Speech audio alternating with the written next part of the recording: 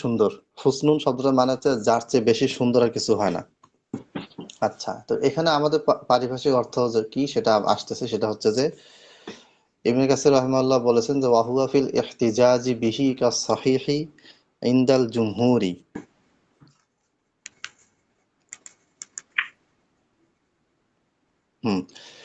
ওয়াহুয়া feel ইহতিজাজি, আর এটা হচ্ছে ইহতিজাজ দলিল দেওয়ার ক্ষেত্রে, বিহি তার দ্বারা, কার দ্বারা,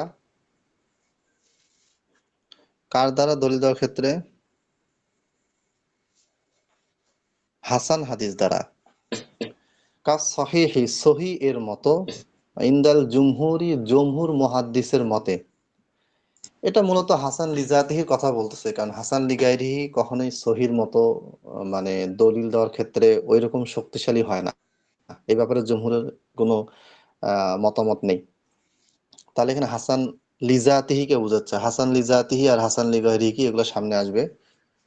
আচ্ছা, ওয়াহাযান নাওউ, আর এই প্রকারটি মানে হাসান হাদিসের যে প্রকারটা, লাম্মা কানা ওয়াসাতান বাইনাস সহিহি ওয়াদ দাঈফি, যখন এই প্রকারটি বা এই প্রকারের হাদিসটি কানা ওয়াসাতান মধ্যবর্তী হয়, বাইনাস সহিহি ওয়াদ দাঈফি, সহি এবং যঈফের মধ্যবর্তী হয়, ফি নাযারিন নাযির, গবেষকের দৃষ্টিতে। একজন মুহাদ্দিস মুহাক্কিক গবেষণা করতে করতে যেন একটা রিওয়ায়াত পায়, হাদিস পায়, এবং তার কাছে মনে হয় যে এই হাদিসটা সহি এবং হাসানের মধ্যবর্তী, সহি এবং যঈফের মধ্যবর্তী, তখন তার কাছে কি মনে হয়? এটা হাসান হিসেবে গণ্য হয়।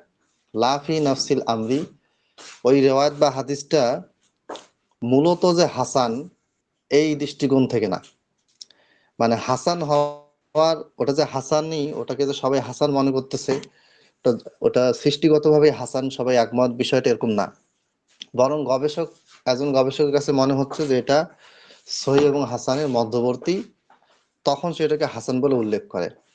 আচ্ছা, আসুরা আত তাবিরু আনহু, আসুরা মানে কঠিন হয়ে গেছে, আর তাবিরু ব্যাখ্যাকরণ, আনহু তার সম্পর্কে, কার সম্পর্কে? কে বলতে পারবেন?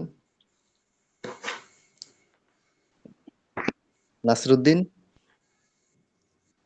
তার সম্পর্কে ব্যাখ্যা করাটা কঠিন হয়ে যায় বা কঠিন হয়ে গেছে, হাসান হাদিস সম্পর্কে। মাশাআল্লাহ।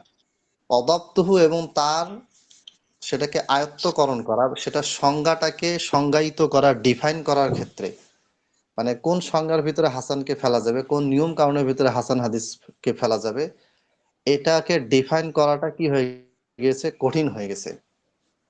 আলা কাসীরিম মিন আহলি হাযিহি সনাআতি, আলা কাসীরিম অধিকাংশ উপরে, অধিকাংশের উপরে, মিন আহলি হাযিহি সনাআ, মিন মানে হচ্ছে অন্তর্ভুক্ত, আহল মানে হচ্ছে দক্ষ, হাযিহি সনাআ এই পেশায়, এই কাজে, অর্থাৎ এই কাজে যারা দক্ষ, ইলমে হাদিস, উসুল হাদিস, মুস্তালাহুল হাদিসে যারা দক্ষ, তাদের অধিকাংশের নিকটেই হাসান হাদিসের ব্যাখ্যা প্রদান করা এবং এটাকে একটা নির্দিষ্ট সংজ্ঞায় সংজ্ঞায়িত করাটা কি হয়ে গেছে?